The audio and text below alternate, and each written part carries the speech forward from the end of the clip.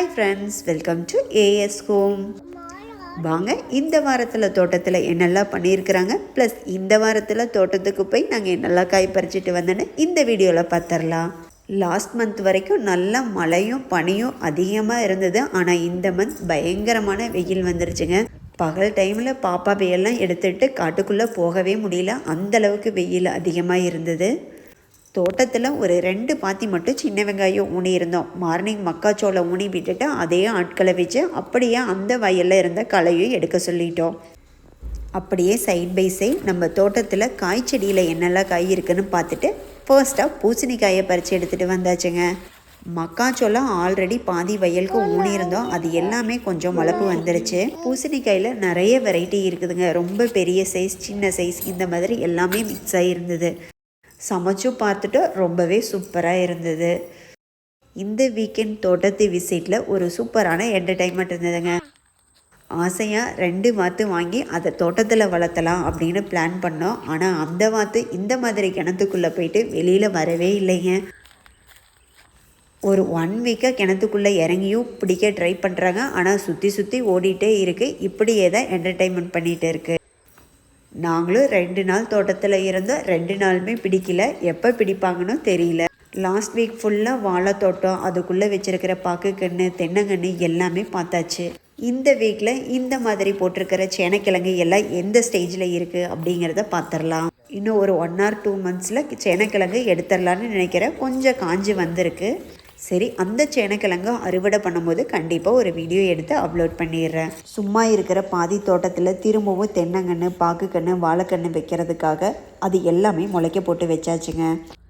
Side by side மக்காச்சோளம் already ஊனுனது எந்த மாதிரி வந்திருக்குன்னு பாருங்கள். அந்த பாதி தோட்டம் ஃபுல்லாக இப்போ சும்மா இருக்கே அப்படின்னா கொஞ்சம் சோளம் விதைச்சி விடலாம் அப்படின்னா அதை பண்ணியிருக்கோம். வீட்டுக்கு தேவையான காய்ச்செடிகள் எல்லாமே இந்த மாதிரி ஓரங்களில், கம்பி வேலிகளில் மட்டுமே போட்டிருந்தோம். அதை லாஸ்ட் வீடியோவில் எல்லாமே காட்டல. அவரி, சுண்டக்காய், கத்திரிக்காய், பீர்க்கங்காய், இந்த மாதிரி எல்லாமே இருக்குது. நான் வீட்டில் சமைக்கும்போது அப்பப்போ சில பாவக்காய், எலுமிச்சங்கன்னு, சில விதைகள் இந்த மாதிரி எடுத்து வச்சுருக்கிறது எல்லாமே அங்கே கொண்டு போய் ஊனி விட்டோம். சூப்பராகவே வந்திருக்குங்க. ஓரக்காலில் வச்சுருக்கிற வாழைக்கன்று கூட சிலது எல்லாமே தார் போட்டுருச்சு. தோட்டத்துக்குள்ளேயும் சிலது தார் போட்டிருக்கு. நான் ஆனால் அதை வீடியோ எடுக்கலை. லாஸ்ட் வீடியோ ஃபுல்லாக வாழைத்தோட்டம், பாக்குக்கன்று, தென்னங்கன்று எல்லாமே பார்த்துருப்பீங்க. ஸோ நான் இந்த வீடியோவில் அது ஃபுல்லாகவே காட்டல. அந்த தோட்டத்தை விட்டு வெளியில் இருக்கிற இடத்துல எல்லாம் என்னெல்லாம் பண்ணியிருக்கோம், என்னெல்லாம் இருக்குது அப்படிங்கிறத மட்டும் இந்த வீடியோவில் பார்க்கலாம். லாஸ்ட் வீடியோவில் பாக்குக்கன்று எந்த மாதிரி முளைக்க போட்டிருக்கிறோம், தென்னங்கன்று 200 கன்று எப்படி முளைக்க போட்டிருக்கோம், ஆல்ரெடி முளைச்சி வந்த கன்று எல்லாத்தையுமே உங்களுக்கு காட்டியிருந்தேன். லாஸ்ட்டாக ஒரு 4 month முன்னாடி முளைக்க போட்ட கன்று எல்லாம் கிட்டத்தட்ட பிடுங்கி வாழைத்தோட்டத்துக்குள்ளே வச்சாச்சுங்க. திரும்பவும் ஒரு 200 கன்று முளைக்க போட்டால், ஆனால் லாஸ்ட் டைம் நல்லா வாய்க்கால் தண்ணி உரம்பு மாதிரி வந்ததுனால அந்தளவுக்கு அந்த காய் எல்லாமே முளைப்பு வரல, பாதி தான் வந்திருந்தது. சரி, ஓகே, திரும்பவும் இன்னும் கொஞ்சம் காய் வாங்கி முளைக்க போட்டுக்கலான்னு விட்டாச்சுங்க. ஆனால் பாக்குக்கன்று விதைகள் எல்லாமே நம்ம முளைக்க போடும்போது கிட்டத்தட்ட ஒரு 10 daysக்கு மேலாகி கொஞ்சம் காஞ்சு கொஞ்சம் பச்சையாக இருக்கிற மாதிரி இருந்தது. விதைகள் வாங்கினவர் இந்த மாதிரி இருந்தால் முளைக்கிறது கஷ்டம்னு சொன்னார். சரி, ஊனி பார்க்கலாம் அப்படின்னு இந்த மாதிரி தாங்க ஊனி இருந்தோம். நீங்களே வீடியோவில் பார்த்துருப்பீங்க. ஆனால் தென்னம்புள்ள மாதிரி அதை அப்படியே ஓப்பனாக விடாமல் இந்த மாதிரி க்ளோஸ் பண்ணி உள்ளே எதுவுமே வராத மாதிரி மூடிடணும். இதுவும் சேம் தென்னம்புள்ள எப்படி 3 monthsக்கு அப்புறம் தான் முளைப்பு வருமோ அதே மாதிரி தாங்க 3 monthsக்கு அப்புறம் தான் சின்னதாக முளைப்பு வர ஆரம்பிச்சிருக்கு. இப்போ நான் உங்களுக்கு காட்டுறேன். நெக்ஸ்ட் வீடியோவில் அதோட லீஃப் எல்லாமே எப்படி வந்திருக்குதுன்னு காட்டுறேன். பாருங்கள், பார்க்குறதுக்கு ஒரு அருகம்புல் முளைச்சி வந்தால் எப்படி இருக்கும் அந்த மாதிரி தான் இருக்குது. லைட்டாக வீடியோவில் தெரியும். இது எல்லாமே 3 months கம்ப்ளீட் ஆன உடனே ஒரு கவர் வாங்கி அதில் எல்லாமே பேக் பண்ணி நர்சரியில் எப்படி வைப்பாங்க அந்த மாதிரி தான் நம்ம ஸ்டோர் பண்ணி வைக்க முடியும். சரி, அது எல்லாமே நல்லா வரட்டும், அதுக்கப்புறம் நம்ம பேக் பண்ணி வச்சுக்கலாம். இப்போ இருக்கிற காய்களை எல்லாத்தையும் பறிச்சுட்டு வந்துடலான்னு கிளம்பிட்டேங்க. இன்றைக்கி எங்கூட சேர்ந்து என் பொண்ணும் நானும் பறிக்கிறேன் அப்படின்னா அவளும் கூட இறங்கிட்டா. 2 பேரும் எங்களால் என்னெல்லாம் பறிச்சுட்டு வர முடியுமோ எல்லாமே பறித்து எடுத்துகிட்டு வந்துட்டோம். கரெக்டாக ஈவினிங் வீட்டுக்கு வரதுக்கு முன்னாடி காய்கள் எல்லாமே பறித்து எடுத்துக்கிட்டு ஃப்ரெஷ்ஷாக வீட்டுக்கு கொண்டு வந்துட்டேங்க.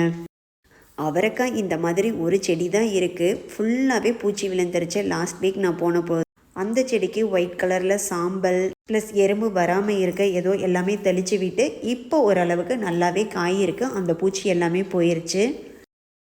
இந்த ஒரு செடியில் தாங்க ஒரு 3 days ஒன்ஸ் நல்லாவே காய் பறிக்கிற மாதிரி இருக்குது. ஆனால் நாங்கள் அடிக்கடி போகிறது இல்லை. எப்போ போகிறோமோ அப்போ மட்டும் பறிச்சுட்டு வந்துடுவோம்.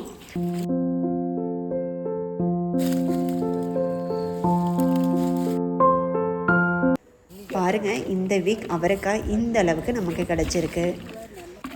அப்படியே நெக்ஸ்ட் என்னென்ன காயெலாம் இருக்கோ எல்லாத்தையும் பார்த்து பறிச்சிடலாம் வாங்க.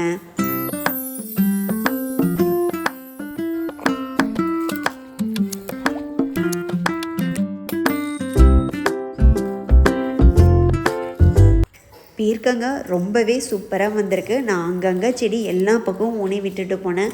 எல்லாமே காய், ஆனால் 1 2 தாங்க இருக்குது ஒரு செடிக்கு. எப்போதுமே செடி ஊனும்போது ஒரு 5லேருந்து 6 செடி ஊனி விட்டால் தான் ஒரு குழம்பு வைக்க கரெக்டாக இருக்கும் போல். செடிக்கு 1 காய் 2 காய் தான் இருக்குது. அதுலேயும் சில காய் இந்த மாதிரி ஆயிடுது. சில காய்கள் நம்ம பார்க்காம விட்டுட்டோம் அப்படின்னா நல்லா விதைக்கு முத்தலாம் ஆயிடுது. அதை அப்படியே நம்ம விதைக்கு யூஸ் பண்ணிக்கலாம் நெக்ஸ்ட் டைம் ஊன்றதுக்காக. அந்த மாதிரி காயும் காட்டுறவாங்க. பூசணிக்காய் பாருங்கள், நல்லா பச்சையாக அதுவும் கொடியிலேயே படர்ந்துருச்சு. பாருங்கள், இந்த பீர்க்கங்காய் நம்ம பார்க்காம விட்டுட்டோம், ஆனால் நல்லா விதைக்கு பெரிய காயாக வந்திருக்கு. நெக்ஸ்ட் டைம் ஊன்றதுக்கு சூப்பரான விதைக்காய் அப்படியே விட்டுறலாங்க. இதே லைன்லேயே சொரக்காயும் இருந்தது, ஆனால் அது இப்போ காய் இல்லை ஒன்று கூட. நமக்கு இந்த வீக் ஆனால் போதுமான காய் இருக்குது. சொரக்காய் இன்னொரு டைம் கூட பறிச்சுக்கலாம். பாருங்கள், இந்த பாவக்காய் நான் சந்தையில் காய் வாங்கிட்டு வந்து சமைக்கும் போது வீட்டில் போட்டு விட்டேன். அது வீட்டில் நிறைய காய்ச்சி வீட்டில் மேலே குடியிருக்கிற எல்லாத்துக்குமே கொடுத்தேன். அந்த விதையை எடுத்துகிட்டு போய் தோட்டத்தில் உள்ள அங்கேயும் ரொம்பவே சூப்பராக காய் வந்திருக்கு. ஆனால் செடி நிறைய வரல, ஒரு 2 செடி தான் வந்திருந்தது. நெக்ஸ்ட் வீடியோவில் நான் இதே மாதிரி என் வீட்டில் இப்போ என்னெல்லாம் காய்ச்செடி வச்சுருக்கேன் அப்படிங்கிறதையும் நெக்ஸ்ட் வீடியோவாக அப்லோட் பண்ணிடுறேன். பாவக்காய் இந்த அளவுக்கு தாங்க இருந்தது, கொஞ்சம் நிறைய பிஞ்சு இருக்குது. பீர்க்கங்காய் சிலது நல்ல பெரிய சைஸாக வந்தது, இப்போ இந்த மாதிரி நிறைய சின்ன சைஸாகவும் போயிடுச்சு. இதுக்கு மேலே விட்டால் நல்லா முத்திரும். ஸோ இதையும் நல்லா பறித்து எடுத்துக்கலாம். லாஸ்ட் டைம் கிடச்ச நாட்டு சிவப்பு வெண்டைக்காய் இந்த டைம் ஒன்று கூட வரலைங்க. நான் தான் ஊனி விட்டேன், ஆனால் எனக்கு எந்த விதை எந்த வெண்டைக்கான்னு தெரியல. ஆனால் இதுவும் ஒரு நாட்டு வெண்டைக்காய் வெரைட்டி தான். பாருங்கள், இந்த மாதிரி வெண்டைக்காய் எதுவுமே கடையில் கிடைக்காது. நான் லாஸ்ட் டைம் ஊனி விட்ட வெண்டைக்காய் செடி 2 கலந்து இருந்தது. இந்த வெண்டைக்காய் ப்ளஸ் நமக்கு நார்மலாக கடையில் கிடைக்கும்ல அந்த வெண்டைக்காய். ஆனால் கடையில் கிடைக்கிற வெண்டைக்காய் செடி பெருசாக வரல, குட்டியாக தான் இருந்தது. ஆனால் அதுலேயே காய் இருந்தது. நான் வீட்டு யூஸ்க்கு மட்டுமே காய் வச்சதுனால பெரிய அளவில் உரம் எதுவுமே கொடுக்கல. ஸோ காய் ரொம்ப அதிகமாகலாம் கிடையாதுங்க.